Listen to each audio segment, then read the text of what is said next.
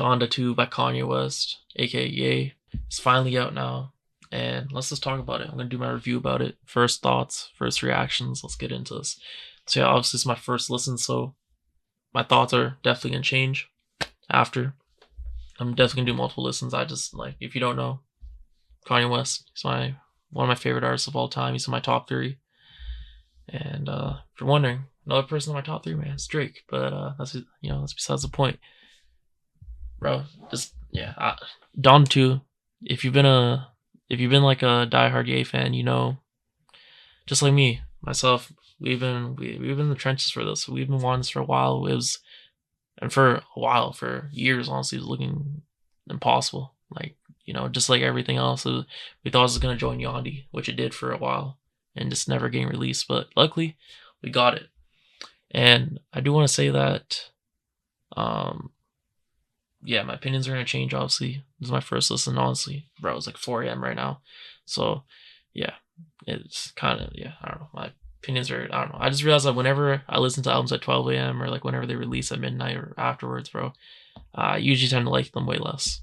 And then when I listen to them once I wake up, the second time, that I just like them infinitely more. Okay, that's kind of how it is, just because I'm just tired, man. But yeah, besides the point, we know that a whole bunch of girls are on this. We're hyped. It's finally here. Just surreal. Can't really believe it. And also another thing I wanna, I guess, mention before getting to this review is that, if you don't know Ye, he tweeted out before he released the album. Also, he was saying it's getting posted soon, whenever uploaded DSPs, and then he also said that it's not gonna be finished. So, and you can tell that just listening to it. We'll talk about it, but yeah, you can tell there's also mixing problems, and that's because we're using a lot of the versions from a lot of the versions from 2022, essentially. And like, there's like alternate versions and stuff. I know that. I haven't heard all of them. I haven't heard all of them. I haven't even heard all the songs from Donda 2, actually. So some of these I heard for the first time ever. But yeah, that's besides the point. Yeah, he said he was updating them. So like, once the album released, he's gonna update them afterwards and add songs and update mixes, sorry. So just keep that in mind. So I don't know, maybe by the time I make this video, or even like by the time I wake up tomorrow, could be different. Because I know, what was the one song called? What was it? Selfish, I think. That one had X on it. That one did not get cleared. So that one did not make the album on this, I guess, initial cut of the album. But yeah, let's just get right into this. So we start off with True Love. If you don't know, True Love, pretty sure got officially released, right? Back in, was it 2022 to 2023? I don't know. I'm pretty sure this is one of like 3 songs on this album, or 2 songs, that got officially released. But it's just a banger. Okay, it's just a banger song. I'm gonna be honest. Just X went crazy on it. Just, I don't know. Just, bro, it's just beautiful. It's that simple. Nothing else to say. But another thing I want to say, actually, just throughout this entire album in general, what I realized is, just going through listening to it, there's a lot of catchiness, a lot of just catchy like choruses, hooks on this album. It's actually kind of insane, to be honest. It's almost every song I'd say is catchy. Like, they have just really, really good choruses. Yeah, True Love, of course, one of them, and just what a great way to start the album. And like a common theme, bro, I can't speak. God damn, man. God damn. A common theme throughout this album that I found was obviously spirituality. That was expected. Religion, of course. Ye's connection to God, but also Ye talking about his kids. And we know this is, I'm pretty sure, let me try to think back to this. This was around the time when he had that whole, I think, the divorce going on with Kim, right? It was like from there. And then obviously the whole custody thing. And to this day, it's still going on. And we actually see on Security, he adds the intro of academics in it, where he's like rebuking Kim or whatever, the whole Kardashian family. That's besides the point. But yeah, man, we know, yeah, he cares about his kids quite a bit. Yeah, just his kids, just a common theme throughout Donda 2.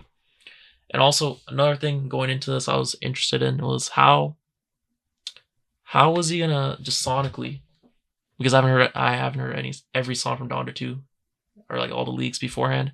So I'm like, how is it gonna sound? Because obviously it's a sequel, so it has to at least have somewhat of a resemblance to Donda. But also I'm like, is he just gonna make it like is he gonna change the sound at all sonically? And from what I heard before, I'm like, these songs sound different sonically. But I'm glad to say, after listening to the entire album, that yes, it's a good sequel because not only does it still, I feel like it still connects to Dawn, it still has similarities in terms of sound, but it differentiates as well. Like at the same time, it sounds different. It's like a sub sound, sub genres, like sub soundscape from Donda. Like it has certain songs on here that you can just directly put on Donda. You can just imagine like that. But then there's also a lot of songs on here that kind of like deviate away from Donda, but they still fit, if you know what I mean. But it's just like a different type of sound, but it still fits. I don't know. I don't know best way to describe it, but it's like it still fits, but it's like a new sound, I guess, different than from what Donda had. But you can still see it working under this whole concept, if you know what I mean. Anyways, I don't know. Maybe that didn't make sense, but yeah, that's what I thought. Broken Road. I think that's one that Don Toliver on it. I like that song. Another one, catchy. Get Lost. I think that's like the first song where I'm like, I don't know about this one, because I thought there's gonna be something like, just from what I remember, there wasn't any changes in the song really. I thought it was gonna be like something, a beat switch or something. I don't recall there being one. Maybe there was. I don't think so. Just throughout, there's just the same type of vocals. I think there's like a lot of reverb or something on Kanye's voice. I don't know. I kind of found it just Get Lost. It's not that good, to be honest. Kind of boring, just in terms of the production and just the way it just stayed like that the entire time too. At some points, it kind of not only to get bland. I think at sometimes it got kind of annoying, to be honest. Keep the Flowers. That was another one that was catchy. Nothing else to really say about that. It's a really good song. Too Easy might have been my favorite song, and just because, like, when I heard it, I realized, oh wait, I've already heard the song before, just like True Love, and I think Keep the Flowers I might have heard before as well, and Broken Road as well. But I knew for sure Too Easy I've heard, and also True Love. But when I turned on True Love, when I got onto that, I'm like, it's like, you know that feeling that you get when you listen to a song and it's so good that like it just unlocks like a memory of your younger self, pretty much. Like, for example, like the memes that came out when like Promotion officially got released on Vultures 2, and it's like the Ratatouille meme, if you know what I mean, of him when he's younger. Like, it's yeah, it was like that, bro, when I listened to it. Just because, like, bro, it just remind me of memories back when I was younger, just the type of music I listened to. Like when I was like, 8, 9, 10, 11. Especially if I'm like really bad at like just being able to like differentiate what type of instrument it is. But the little instrumental, whatever you want to call it, in the back, like that you hear in the back of the song, it just reminded me of songs I listened to back in the day, bro. And like growing up, especially, yeah, there were older songs, of course, like way older, like I think 70s, 80s, maybe even 90s. But man, just remind me of that. Just good times, honestly. But I really liked it Too Easy. Really liked it. The chorus was so good, man. And then next we got Pablo, and apparently Pablo, I heard this one as well. I've heard the song before. This one, bro, yeah, heard this one before. I had Travis on it as well. I think who else was Future on this one as well? I don't remember honestly, but I know Travis was obviously on it. And apparently it got changed from, or like it was like an alternate final version from 2022. So that's interesting. Or maybe it was a new version. I'm not too sure, but it got changed from, I guess, what the initial final version was or something like that. And I like the song. I like the song quite a bit. Very catchy again. That's just a common theme throughout this album. Just the very catchy choruses. And the production was so good. Honestly, kind of remind me of the production on this kind of remind me of like, honestly, I could have seen Drake on this. I don't know if it's crazy or not to say, but just the production on this, a lot of songs on Donda too, production wise, remind me of just something you just could see Drake on, to be honest. And like, I also had to keep in mind, I'm like, saw Future on quite a bit, and I remembered, I'm like, oh wait, he was the executive producer on Donda 2 back in 2022. It's kind of crazy because then I saw memes today of like how Sneeko and Neon and Digital Nas got credited for Donda, like as executive producers on Donda 2 now. It's just kind of funny. And I'm pretty sure that Digital Nas, he was like a producer anyways on these songs back then. But yeah, being the executive producer, all three of those guys, I don't know. Just the memes about it were kind of funny, but bro, they helped with the tracklist, especially Sneeko. So yeah, I don't know. It's just surreal, honestly. Just getting this album, it's kind of insane. Mr. Miyagi, that's another well-known one. I don't have anything bad to say, bro. Mr. Miyagi's just fire. Okay, this is a great song. And I'm trying to remember, bro. I'm so bad at remembering this. I'm pretty sure Future's on this, right? I think Future's on this, yeah. Obviously, Cardi is not on this one. Unless I'm tripping, bro. It's bro, freaking hell. I might be tripping, who knows. But yeah. Nah, Cardi's ain't no way, bro. Ain't no way. And also it's interesting because he uploaded it to a different profile, right? As Donda. Which is cool, but also at the same time. I wonder why he did that. I don't know if he's gonna do all his unreleased like this. I don't know. But it's just kinda interesting. And Happy. Honestly, I don't really remember much about Happy. I'm trying to remember. I think Future was on this one as well. I don't remember. I just remember kind of just liking it, but not like loving it. Okay, that's all I'll say. Security is one with the intro, and I honestly the production it was way different compared to all the other songs we heard at this point. I felt like Security was by far like very very different to the rest. And honestly, this first half of the album, I think up until like right before Sci-Fi, so up until 5:30, I really liked it. And the second half, in my opinion, not that as bad. Like from tracks 12 to 18 till the end. So from Sci-Fi till First Time, I wouldn't say like it wasn't bad also by any means. Like I still enjoyed it, but not as much as the first half. I thought the second half had a bit of a dip, at least for my enjoyment. But this is me. And then City of God. This is one banger, absolute banger, bro. This is the one that we had officially released back in 2022 from Fivio and Alicia Keys are on it. Obviously Kanye as well. And just so good, bro. Alicia Keys absolutely killed it. Fivio he killed it. This is after obviously Donda, where he had where he was on Off the Grid, just absolutely killed that. And then he had this, killed it as well. And then he got it, and then Ye pretty much gifted it to him to release because Donda 2 just got scrapped. I'm pretty sure, if I remember correctly, that's the reason why it got released officially afterwards. And then yeah, he's released now. So like, there's a few songs on there that are already released, and then he just re-released them again, pretty much. But yeah, bro, banger song. 5:30. I'm like, bro, I saw, that was the thing. I'm like, is he going to put 5:30 on here? Because we all know it's a grail that originated from Donda 2. It was literally on Donda 2. And then came out as, Vultures 2. And then he added the AI half to the back half. But I'm like, what's he going to do here? And then I found out, after listening to it, that he cut it off pretty much. And from what I remember, there's no AI. He cut off the whole AI part. But it kind of sucks because one of the best parts of 5:30 is that like the outro part. So that's kind of what it was. But I don't know. I feel like we already had 5:30 anyway. So I'm like, I don't even know if I wouldn't mind it just not having it at all. To be honest, it wasn't really needed. I don't know. It is what it is. Honestly, I don't even have anything else to say. But 5:30, it's there how it is. Yeah. Sci-Fi, honestly, I couldn't even remember. I can't even say what I remember from Sci-Fi, honestly. I'm just gonna go to the next one. Burn Everything. Burn Everything. I think I somewhat remember the chorus. I do remember liking it. This was another one that reminded me of, gave me vibes of like, I guess, sonically, like Security. Did like that one. Louie Bag, bro, I just couldn't, bro. I'm not gonna lie. Louie Bag, I didn't just mess with it. It's not even because of Jack Harlow. I didn't like the production on this one, to be honest.